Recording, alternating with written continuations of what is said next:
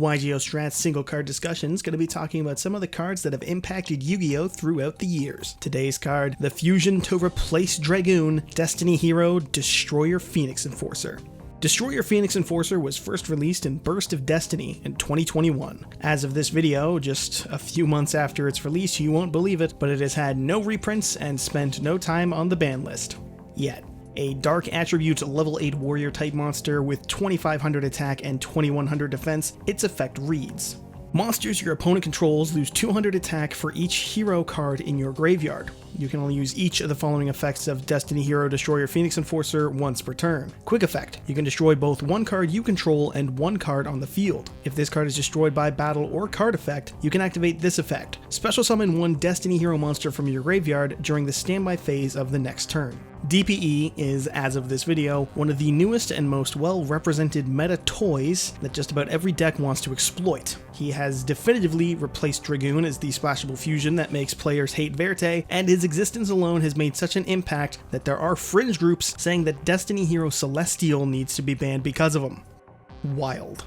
There's a lot to unpack here, so let's start simply. He's broken. Quick effect destruction is always a good thing to have in Yu-Gi-Oh! Cards like Zoodiac Trident, Masterpiece, Paleo Anomalocaris, and more have been strong contenders in past metagames, and disruption that removes cards from the field will almost always do well. So DPE having the ability to do that every single turn of the duel is great, and if that was the only effect, it would be a solid card. But DPE also floats when destroyed, bringing itself or any Destiny hero back from the graveyard, and this makes it a pain. Every single turn, the player in control of DPE will get to remove a card from the field, and the opponent will have to play around that every single turn.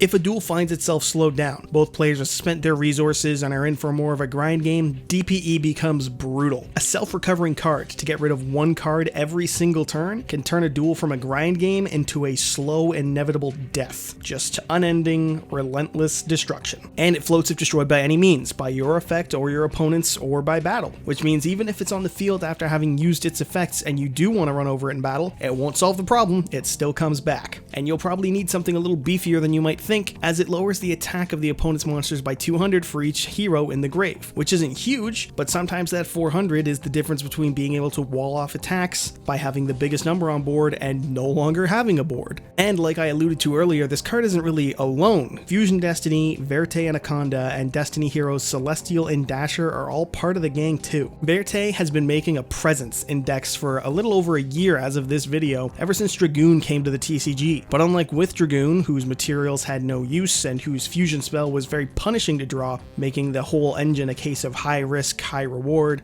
DPE and its engine pieces are fine. Sure, it always sucks to draw the Garnets, but where Red Eyes Fusion locks all other summons for the turn you use it, Fusion Destiny only locks you into heroes after you use it. So even if you draw it, you can still go full combo and then end with DPE as the little cherry on top. No need for Verte at all if you open it. This also has the benefit of being able to play as many copies of the fusion spell as you want, since it's never a bad card to open, and makes it so even if Verte does get negated, if you can somehow keep it safe, you can try and use it again on the following turn. And then there's the materials. The two most common materials used are Destiny Hero Celestial and Destiny Hero Dasher. Dasher can allow you to special summon a monster you draw for turn during your draw phase, which is a solid bit of extension depending on what it is you've drawn and what you've got on board. But the real icing on the cake is Celestial. By banishing it and another Destiny Hero from your grave, except the turn it's sent there, you can draw 2 cards. Free as that. Granted, you have to have no cards in your hand to do this, but that's hardly a challenge these days, especially when comboed with Dasher's free summon from the hand, and the fact that setting spell and trap cards is both easy and free, which means that by playing DPE, you're getting 2 free draws, a free special summon from the hand. You don't even need Verte if you